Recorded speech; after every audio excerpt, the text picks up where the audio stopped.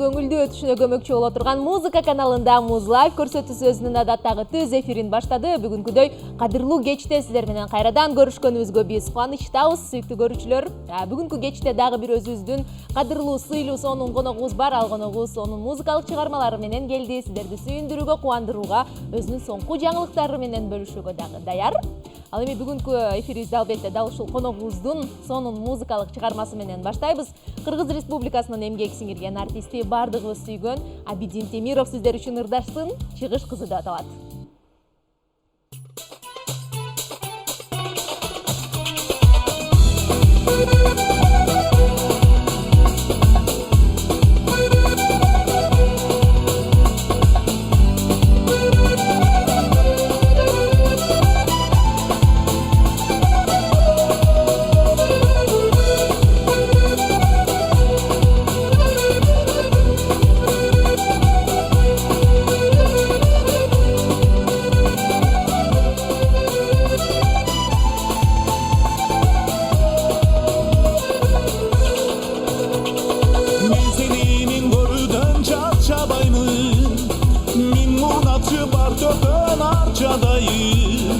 Жылдыздай көздөрүңдөн сүйөлерим, жибергин келбей кусам таркамайым. Жылдыздай көздөрүңдөн сүйөлерим, жибергин келбей кусам таркамайым. Кантейин эми кара көздү мезет жүрөктү арманга салып, арадан канча күн өттү, ошол карашың оттой жанып мени жүдөттү, жал көзүң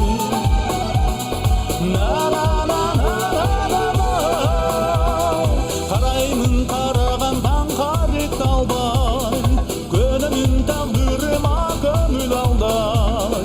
Кан сен да бугум жазып азыр эле, кайыр эле кулса болом кумар канбай. Кан сен да бугум жазып азыр эле, кайыр эле кулса болом кумар канбай. Өмүр кубаты өзүңсүз канти турайын, келчи кучакка көңүлдөр бирге кубансын, жаргын болчу жашообуз бирге улансын, жал көзүм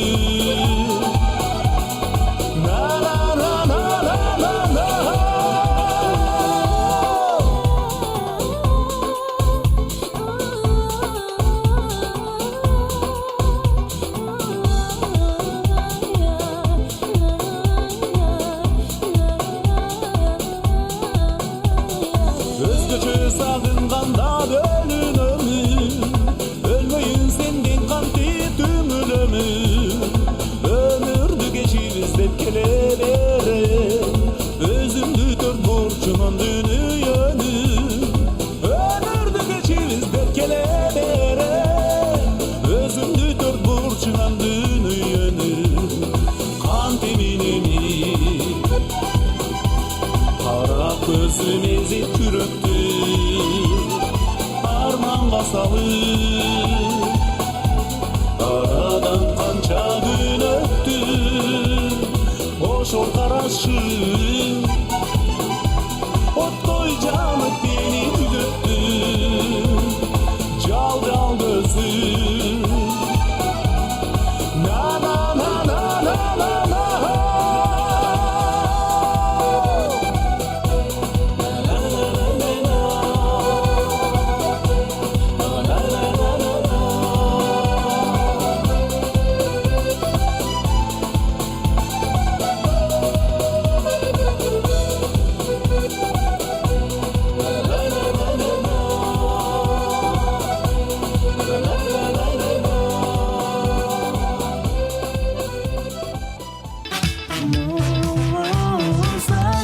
бүгүнкү коногумду дагы бир жолу сиздерге тааныштырып өтөйүн, сүйүктүү көрүүчүлөр.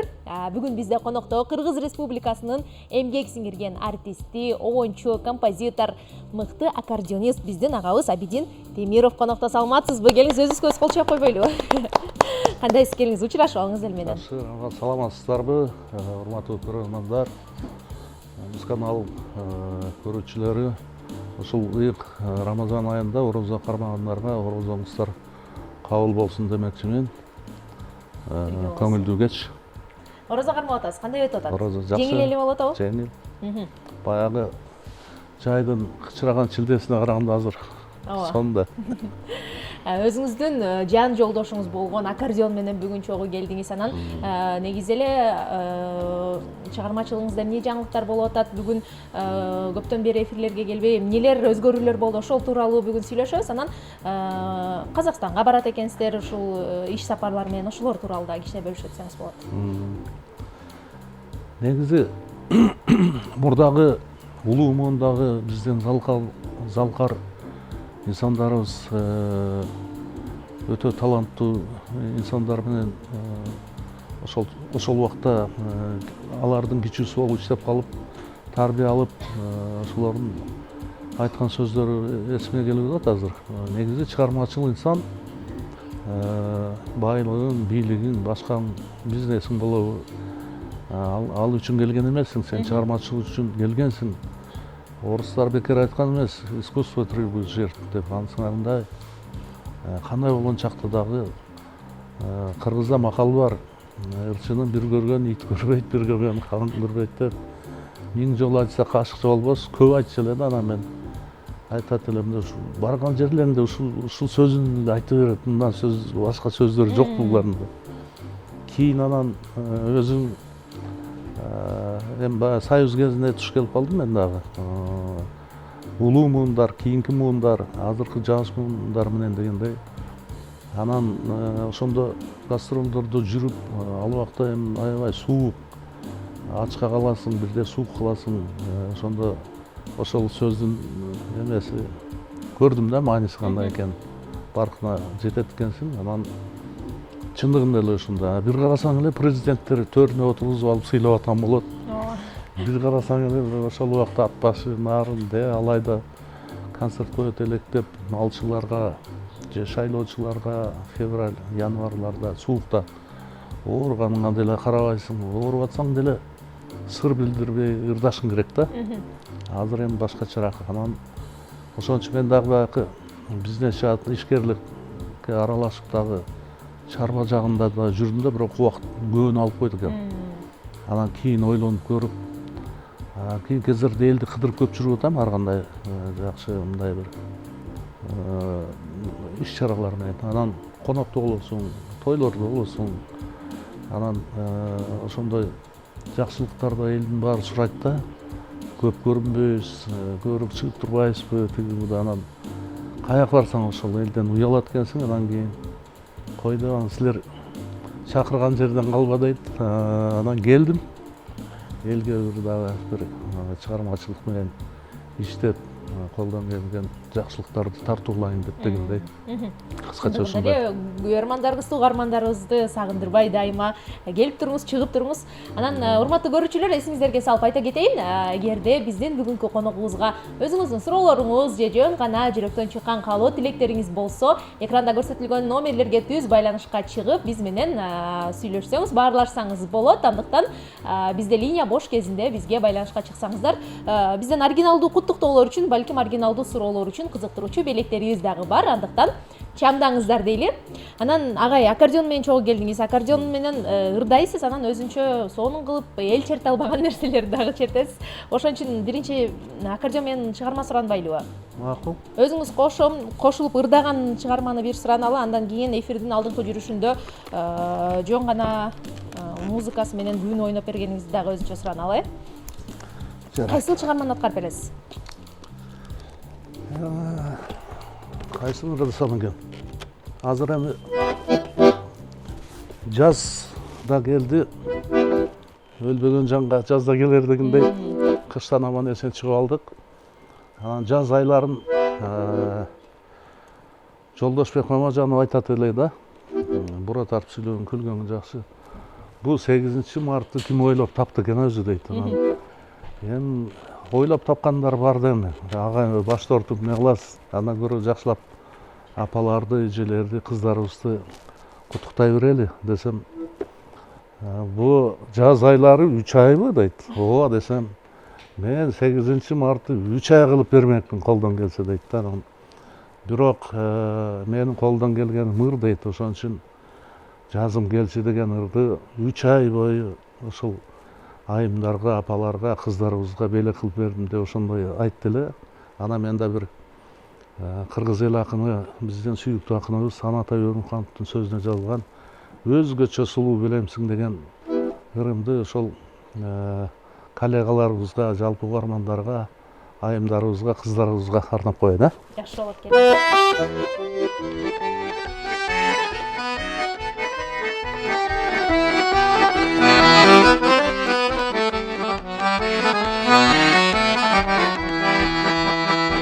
Башканы такыр карабай, байралып сагып баладай, кучактап сени турсам да, кумарым калат тарабай. Кучактап сени турсам да, кумарым калат тарабай.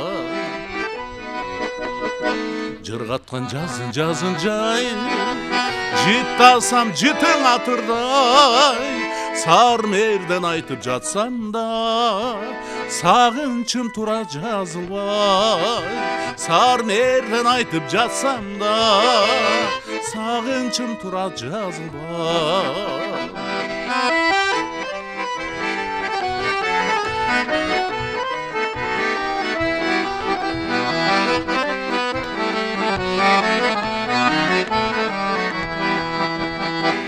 Мүнөттө сени жоктогон, ал олуп күйүп чок болом. Кылгырып карай береммин, кыздарды сага окшогон. Кылгырып карай береммин, кыздарды сага окшогон.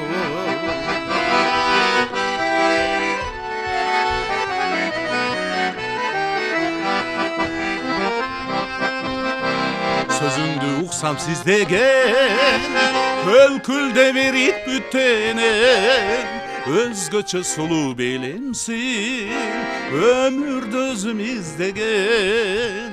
Özgöçe sulu belemsin, ömürde özüm izdegen. Özgöçe sulu belemsin, ömürde özüm izdegen. Day da da day day da day, day da da day day da day, day da da day day da day. Özgöçe sulu belemsin, ömürde özüm izdegen. Özgöçe sulu belemsin.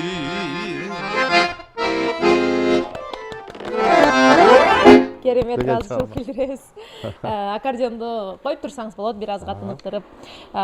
Эгерде дагы бир жолу көрүүчүлөрдүн эсине салып өтөйүн, бизге байланышка чыккыңыздар келсе, байланышка чыга турган көрүүчүлөр бар болсо, экранда көрсөтүлгөн номерлерге түз байланышка чыксаңыз бизге болот. Чалууларды кабыл алганга биз даярбыз. Анан агай, өзүңүз жогоруда айтып өтпөдүңүзбү? Чыгармачыл адам баягы бардык учурларга даяр болуш керек экен да, деп кайсыл жашоонун кандай шарттары болуп калса дагычы. Бирок ушул жерден телефон чалып бар экен, кабыл алалы, көрүшүбүздү күттүрбөй. Саламатсызбы Кутман кечиңиз менен? Саламатсыздарбы? Угуп жатабыз, келиңиз таанышалы. Алидин байке кандай жашсызбы? Жакшы, рахмат. Кош келдиңиз. Биз сиздин чыгармачылыгыңызды аябай сыйлайбыз, жакшы көрөбүз, урматтайбыз. Рахмат. Бизге суроо бар эле. Музыка аркылуу философиялык ойду жеткирсе болобу деген. Музыка аркылуу кандай? Музыка аркылуу философиялык ойду жеткирсе болобу дейт. Албетте, албетте. Көрүүчү сизге ыраазычылык билдиребиз. Эгерде алыста элек болсоңуз, атыңызды айтып койсоңуз болот. Бирок тилекке каршы алыстап кетти окшойт, келиңиз. Көрүүчүгө жооп болсун анда. Чыныңызды айтпаңыз. Дагы кечирим сурайм агай. Дагы бир телефон чалып бар экен, анан биргеликте жооп берели. Саламатсызбы, угуп жатабыз, түз эфирдесиз. Саламатсыздарбы? Саламатсызбы, атыңызды айтып коюңуз. Атым Мираида. Мираида айым, кубанычтабыз, биздин дайымкы көрүүчүбүз, келиңиз. Кармаган мурозоңуздар кабыл болсун. Рахмат. айткым келет. Анан кийин сизге дагы көп чыгармачылык ийгиликтерди каалайбыз. Концерт күтөбүз сизден.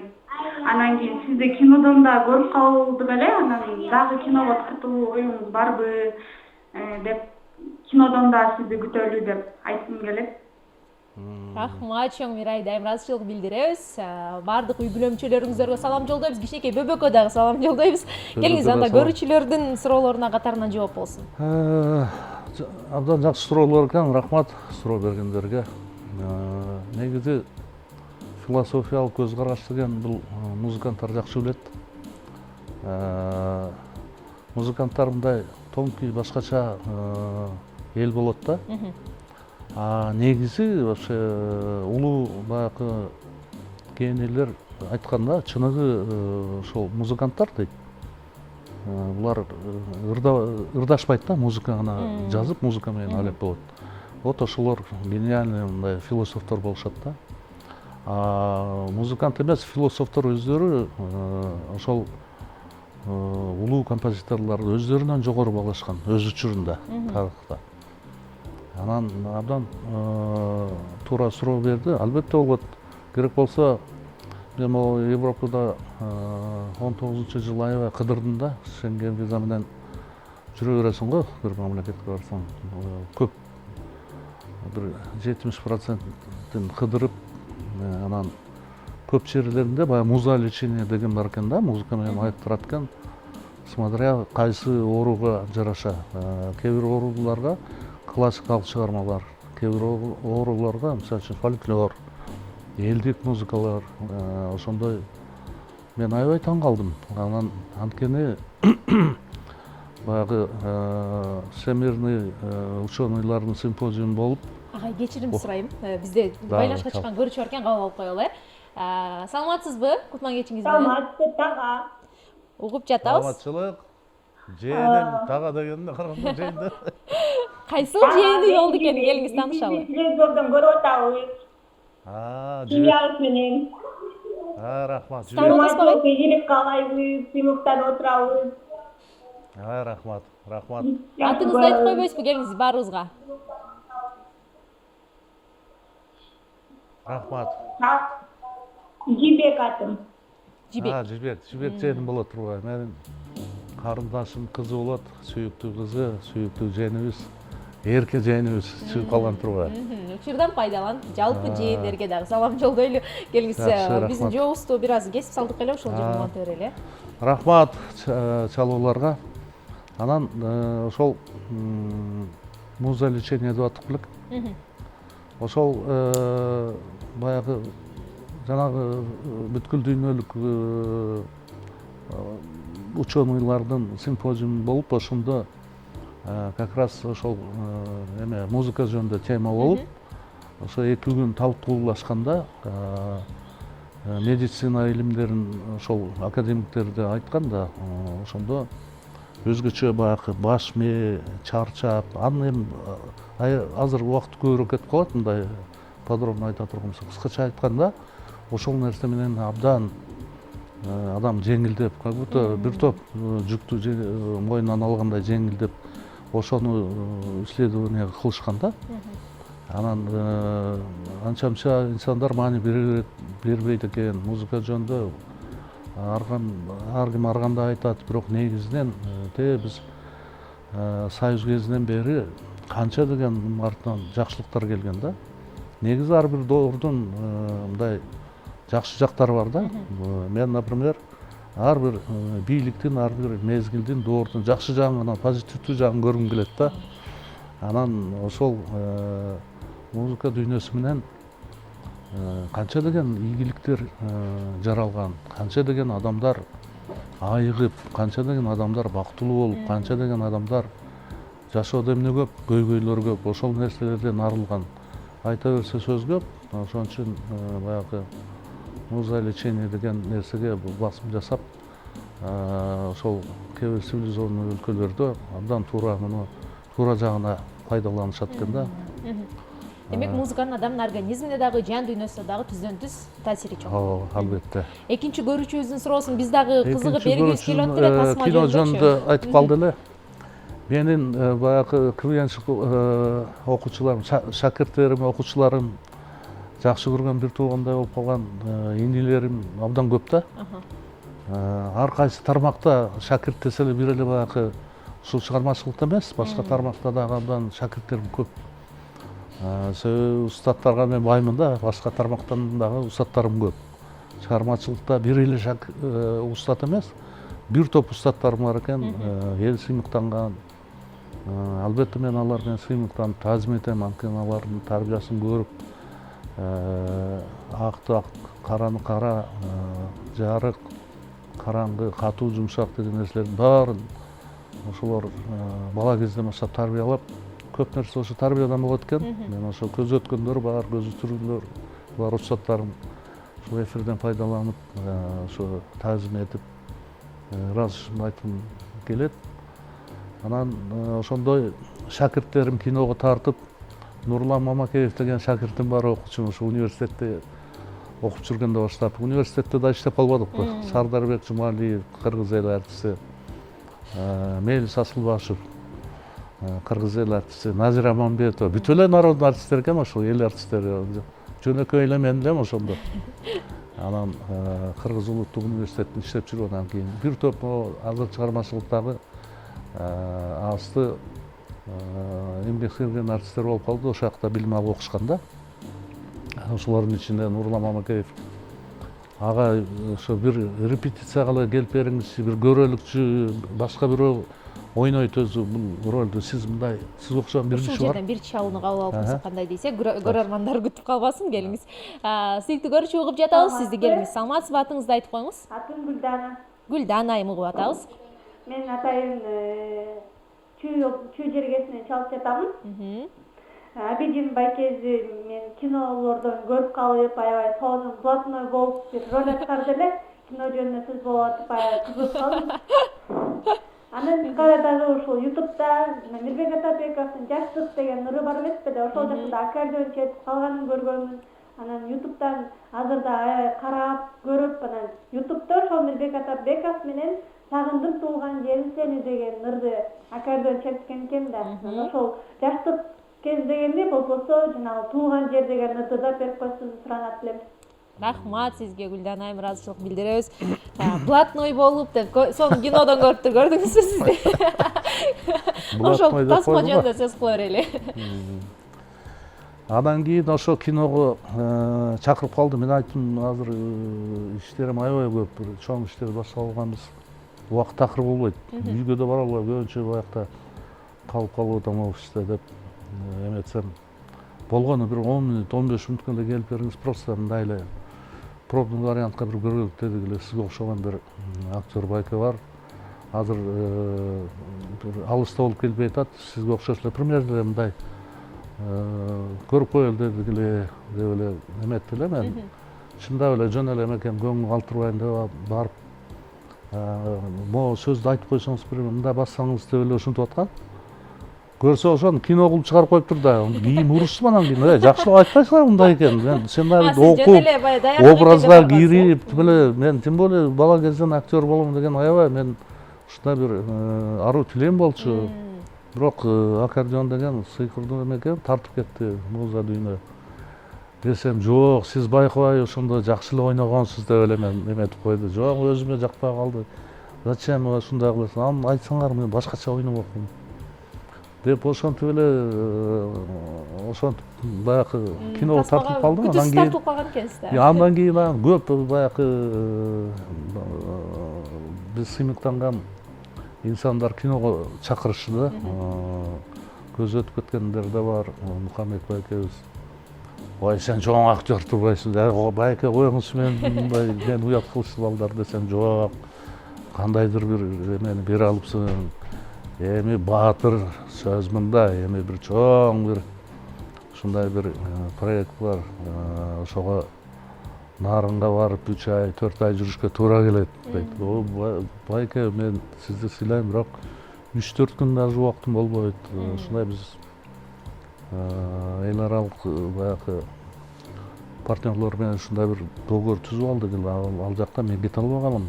Анда вообще чоң нерсе болуп кетиши мүмкүн десем, болбойт. Анда ошол бир убактың болсо сөзсүз кийинчерээк байланыш сонун болот эле деп кийин дагы айтып жүрүштү. Анан негизи убакыт болсо тартылып, ойноп, анын эмнеси жаман. Негизи мындай туура келген образдарды аткарса эмне болбосун, ошентип эле ошондой болуп эбипке себеп болуп келип калган. Кыскача ушундай.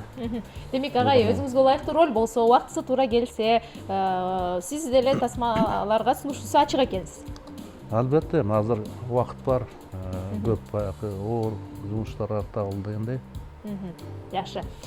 Биздин көрөрманыбыздын суранычы болду эле, же жаштык кез чыгармасын, же сагындым туулган жер сени экөөнүн бирөөсүн аткарып берсеңиз деген. Экөөнүн кайсынысы сизге ыңгайлуураак, кайсынысын аткарып бере аласыз? Жаштык кезде берки клипти көрүп алып айтып атат окшойт. Аны мен ырдаган эмесмин, аны силердин жакшы көргөн. Клипте аккордеон черткен деп айтты. Мен ага аккордеон чертип эле бергем, Мирбек гитара ойноп, негизи Мирбек өзү ырдаган да, Атабек. Мен аккордеон коштоп эле ал жерде баягы бийлеш керек экен. Машинанын ичинде бир клип тарттык эле, таң атпай ошону айтып атат окшойт. Ал ырды ошо Мирбек өзү жакшы ырдайт. Мен анда ошол сагындым туулган жер сени ырдап берейин. Ошол ырды Мирбектин өзү да аткарган, абдан сонун аткарган. Негизи элдин сүйгөн ыры болду. Бардыгы сүйгөн сонун чыгармага Абидин агайыбыздын аткаруусунда күбө болобуз. Сагындым туулган жер сени деп аталат. Аккордеон менен бардык ырларды эле дароо салып ырдап кетсеңиз керек. Окудук да Бул нерсе сизге эч кандай кыйынчылыгы деле жок. Биздин устатыбыздын ыры элдин баары билет. Ысмай Абдыкадыр агайыбыздын ыры, мен дагы кээ шакирттердин көбүнө ырдатып жүрөм.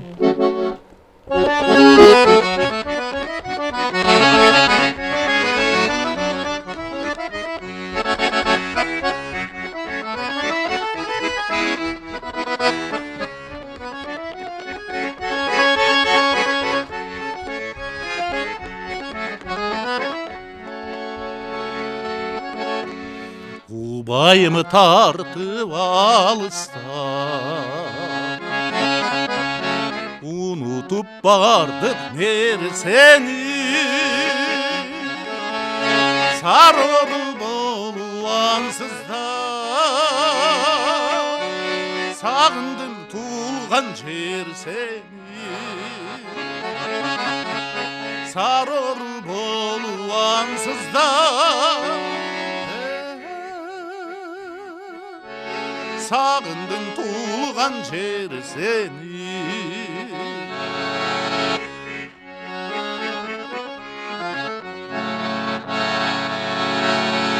kanatım bolson hazır men kalkılda uçup geçsem de kaldaygan sarı talana karlıgaç bolup jetsem de kaldaygan sarı talana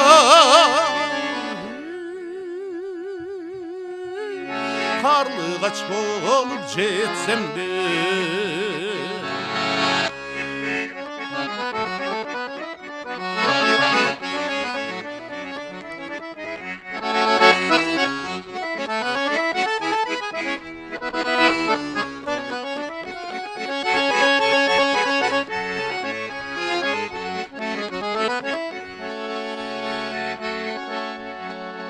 кыскартып акырып эле куплетін ырдап коеюн, убакыт албай.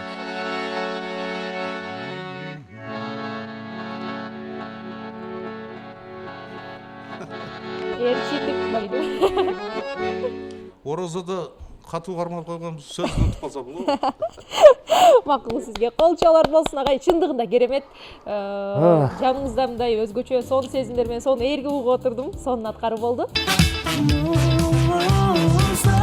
Бүгүнкү коногубузду дагы бир ирет тааныштырып өтөйүн. Кыргыз Республикасынын эмгек сиңирген артисти Абидин Темиров агайыбыз бүгүн бизде конокто. Анан видеоклиптин алдында сагындым туулган жер сени деп аталган чыгарманын аяккы сабын агай ырдап бүтүрбөй калды эле, бирок баардыгыбыздын суранычыбыз боюнча, көрүүчүлөрдүн жана биздин сураныч боюнча агай ушул ырдын соңку сабын сизден сураналы.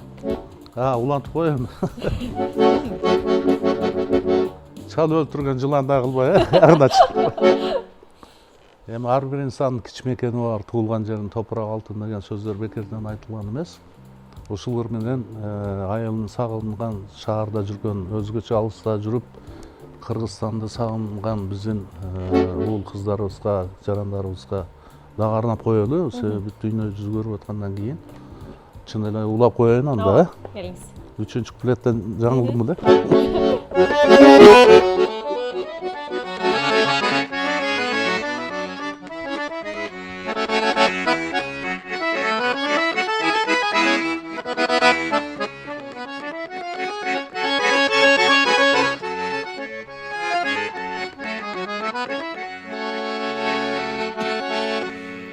Erçitip dayım büyük esimden çıkpay telesi sen жүрүп dayım denede sezimdi bilep gelesin sen жүрүp dayım denede sezimdi bilep gelesin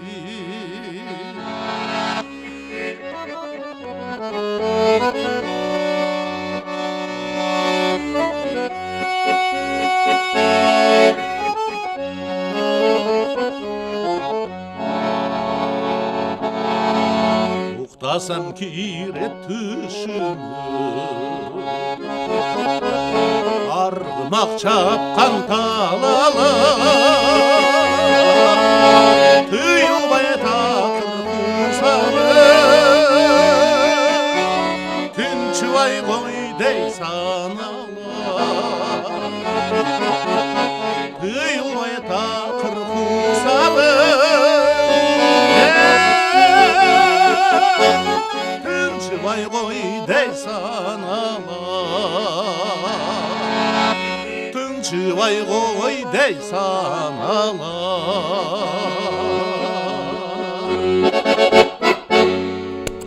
Керемет, чындыгында керемет агай. Аккордеоңузду ушул жерден чечелекте өзүңүздүн бир айтып берген окуяңыз бар эле. Кичинекей кезиңизден, бала кезден баягы чет өлкөгө кароо сынактарга чыгып жүрүп, анан Россияга барып черткен аккордеон менен музыкаңыз бар болчу, э? Анан барып ошол окуянда балким көрүүчүлөргө айтып бересиз. Өзүңүз баягы тишим ооруп барып деп бир айтып берген окуяңыз бар го. Ошол окуяны айтып көрүүчүлөргө түшүндүрүп, анан дал ошол музыканы ушул жерден жалпы музыка көрсөтүүсү көрүүчүлөр үчүн чечип берсеңиз кандай болот? Өткөндө баягы жолукканда ошондо айтып бердим. Ошондо айтып бересиз. Ал кызыктуу окуяны көрүүчүлөр да билиш керек деп ойлоп атам. Бул кызды каяктан көрдүм эле, ошондо ал кызды каяктан көрдүм эле, эфирден эле көрүп аткам, бирок анда башка костюм кийип, башка көйнөк, азыр башка. Анан азыр эми Кудайга шүгүр ар кайсы кыз ар кандай болуп көрүнсө болот да, жигиттер. Бул мындай болгон.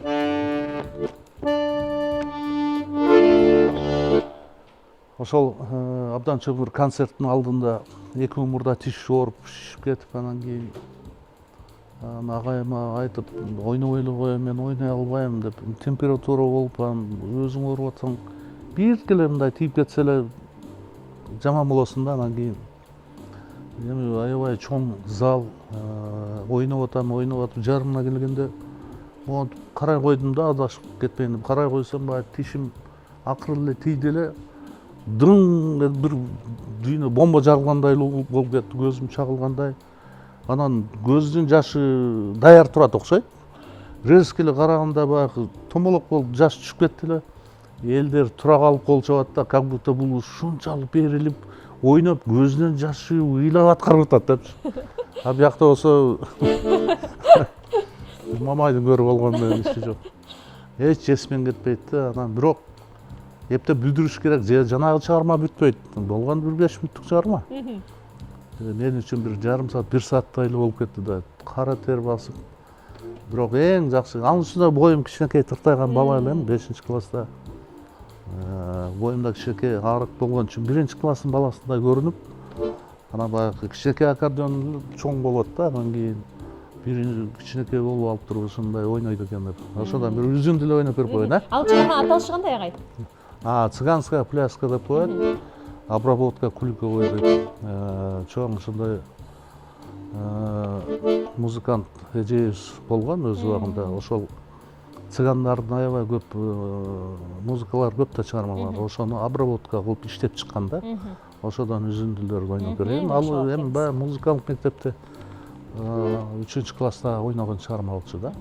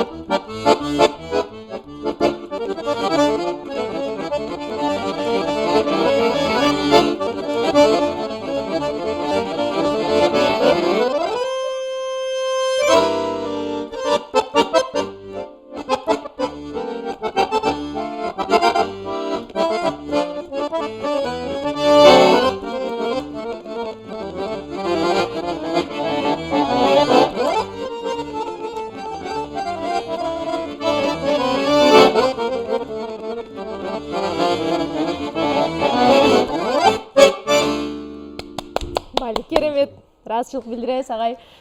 Сонун аткаруу болду, сонун чыгарма болду. Жакшы эле ойлочу эле, жакшы эле ойночу эле. Сенин алдыңа келгенде сүрдөп калдым. Сүрдөп кеттиңизби? Адашып кете жаздап. Аккордеон чечип турсаңыз болот, андай салып. Сизге даярдаган биздин блиц суроолорубуз бар. Бул блиц суроолорду мен тезирээк окуйм. Анан сиз Кудай сактагыдайды жооп беришиңиз керек. Буга ооба же жок деп гана жооп беришиңиз керек. Анан бүткөндөн кийин айрымдарына токтолобуз кененирээк. Абидин Темиров Кыргызстандагы эң мыкты аккордеончу. Аны эл айтсын эми. Жок, сиз ооба же жок деп айтышыңыз керек. Ооба деп коербуз. Сен айт аны. Макул. Дүйнө жүзүндө аябай кыйындар бар. Алардын алдында биз кимбиз? Так, даже. Сиздин ырларыңызды аткарган айрым ырчыларга купулуңуз толбой калган учур болобу? Толуп эле жүрөт. Андай. Элдин сынынан коркосузбу? Эмнеден? Элдин сынынан коркосузбу? Элдин сынынан? Ооба. Корком. Жөнөкөй базардан кийим аласызбы? Жөнөкөй базарданбы? Ооба. Алам. Керектүү нерселерди алам. Шакирттериңиз сизден дагы мыкты чыккан учур болгонбу? Ооба. Чыгармачылыкта чыныгы досторуңуз барбы? Бар. Музыка маанайыңыздын өзгөрүшүнө таасир этеби? Маанайдын өзгөрүшүнө албетте. Же түшүрүп, же тескерисинче көтөрүп дегендей. Албетте. Бул суроону жообун алып койдук, бирок тасмадан образ жаратканыңызды билебиз. Дагы тасмадан көрөбүзбү сизди? Буюрса. Бул жердин айрымдарына токтоло турган болсок, Абидин Темировду биз эң мыкты аккордеончу катары билебиз. Анан менден да мыктылар бар деп калды. Сиз кимди эң мыкты деп билесиз биздин Кыргызстанда? Дүйнө жүзүндө көп музыканттар бар. Мен ошондой мугалимдерим ошондой чоң аренадагы чоң музыкант кылабыз деп абдан тырышкан. Анан кийин биз эми кыргызбыз да. Анан кийин ошол убакта бир себептер болуп абдан эжейим урушканда, эмнеге сен үйлөнөсүң, сен өлүп баратасың дегенде, мындай жаш чабай жатып деп, эми баягы жаштык мастык ар кандай нерсе болгон. абдан катуу урушкан да. Эми дүйнө жүзүндө анткени баягы музыкалык мектепти бүтүп келгенде музыкалык окуучуга тапшырып определенный баягы чыгармалар болот. Мисалы үчүн баягы Римский-Корсаковдун баягы үзүндүлөрү бар да. Ошол жерде бир дүйнөлүк баягы эмеде бир секундтарда ойношуң керек да, көбүнчө скрипкачтар. Ошол нерсени мен аккордеон ойноп коюп атпаймынбы? Анан бул балада талант бар экен, способность бар экен деп туруп анан алганда, ал убакта аккордеон классын жаап койгон экен өзү. Жалгыз ошол мени аккордеон класска алды. Калгандары бүт баяндагылар. Орус эл аспаптар бөлүмүндө окудум. Параллельно Токон Султанович Чалапинов ошо окуу жайдын директору 8 класс бүтүп келгенде ошол өзүнө алып алды. Башка студенттерге караганда мен 2 эмени окудум да. Ал агайым композиторлуктан окутту. Анан ошол жерде окуган Марат Шаңгареев деген бала бар эле Питерден. Абдан сонун аккордеон ал ырдабайт эле, ойнойт эле. Сонун күчтүү музыкант. Ал мени күчтүү дейт, мен аны күчтүү деп.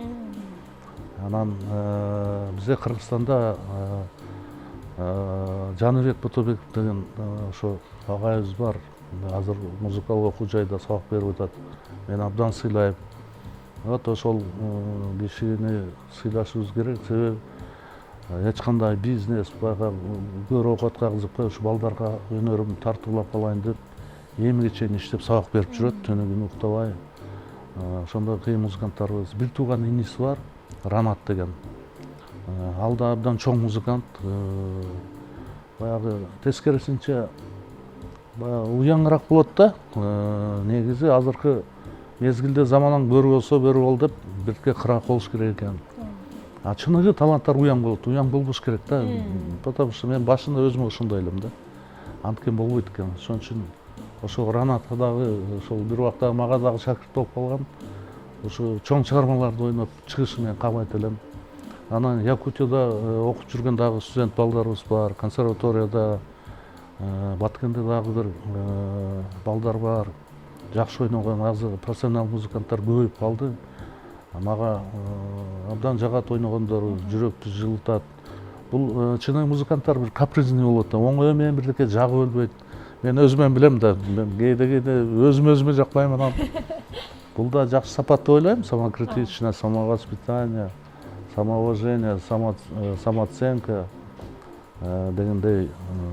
Бул баягы Высоцкий айткандай, это от самого человека зависит дейт го.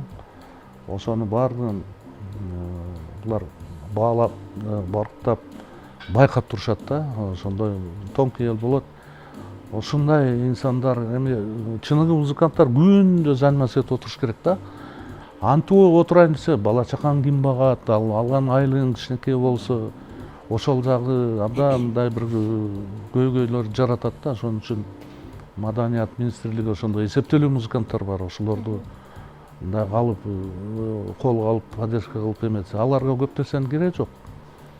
Ошондой чоң музыканттар бизден чыгыш керек да, анткени элдин арасында таланттуулар абдан көп болгон, аларга поддержка керек. Баягы капчыгы чоңдор поддержка кылып, анан кечке эле ушул кудук менен жер казгандай эле нерсе да бул. Отурсаң чындыгында ал деле тамак жегиси келет, кийим кийгиси келет, анан кечке эле ушунда отурсаң анан чын деле сен өзүң эмес, бала чакаң, үй бүлөң эмес, өзүң багылбай каласың азыр. Ошондой да, ал үчүн башка мамлекетте абдан туура жолго коюлган, бизде дагы ошол нерсеге баратабыз, Кудай буйрса, ошол биздин министрлик, ошол управление культуралар бар, ошол райондогу, шаардагы жетекчилер кырак болуп, ошондой чыныгы баягы тубаса таланттарды колдош керек да. Аларга көп нерсенин кереги жок, баягы шарт түзүп берсе эле болду.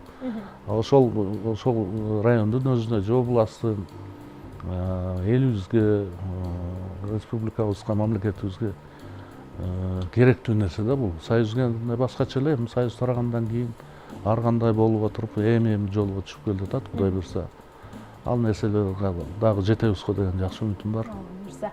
Агай, сизге берилбей калган суроолор калып калды. Бирок тилекке каршы бизде убакыт деген ченелүү. 1 саат бат эле өтүп кеткен экен. Сизге эркин микрофон суналы, жалпы элибизге кайрылуу жасап, балким айтпай калган эфир учурунда нерселер болсо, сизге эркин микрофон.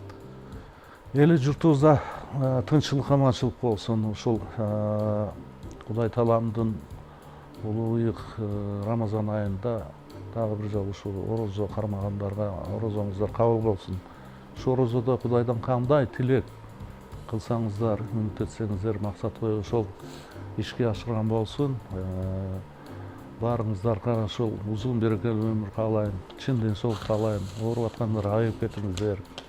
Больницада жаткандар бар, ар кандай баягы жашоонун тагдырдын сыноосундагылар ошол оң жагына, жакшы жагына чечилсин деген жакшы тилектерди айткым келет. Учурдан пайдаланып, мына сиздердин жетекчиликке, мына силерге абдан ыраазычылыгым мен ой бойума койбой ушул жерде кууп келип, элдин астына чыгарган силерге таазим этем. Чоң ыраазычылыгымды айтам. Мындан кийин эми силерди көп эметпей келип турам бат-баттан. Элибизден ынтымак болсун, ырыс болсун, ыйман болсун, жакшылыктарды каалайм. Баардык жакшылыктарды каалайм. Кудайым колдосун. Рахмат, агай, айтканыңыз келсе сизге да ыраазычылык билдиребиз. Убактыңызды бөлүп бизге сонун эфир тартуулаганыңызга сизге рахмат. Келиңиз сахнага узаталы сизди. Өзүңүздүн сонун музыкалык чыгармаңызды аткарып бериңиз. Сүйүктүү көрүүчүлөр, 1 сааттык биздин эфирибиз акырындан соңуна чыгып келе жаткан учуру. Дал ушул 1 саат аралыгында биз менен болгон ар бир көрүүчүбүзгө ыраазычылык билдиребиз. Бул учурларда мен сиздер менен коштошом. 1 саат аралыгында болгон мен Алиман Эсенкалык кызы болдум. Бирок бүгүнкү эфирибизди сонун музыкалык чыгарма менен албетте жыйынтыктайбыз. Абидин Темировдун аткаруусунда көзүңдөн учкан учкундар деп аталат. Сак саламатта аман болуңуздар.